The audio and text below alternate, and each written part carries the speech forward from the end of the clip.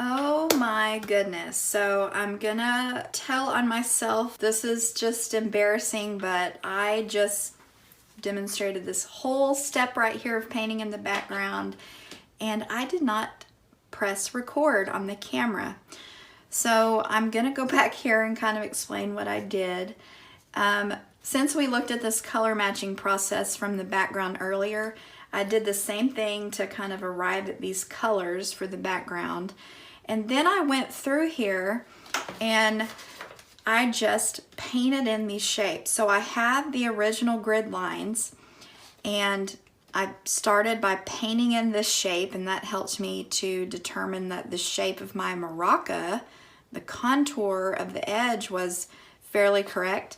And then I painted in these different shapes around the handle of this maraca here, and I did have those lines in the middle here, and I did have to lift this handle up because I had noticed that this shape was a little bit skinnier than I had it painted in there. So I just went through here and looked at all of these various shapes, changed my color values, and filled them in.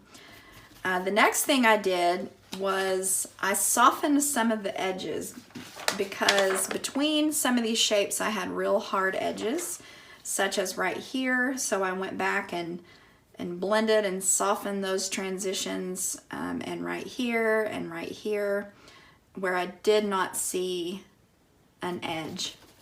So I apologize for not having the camera rolling.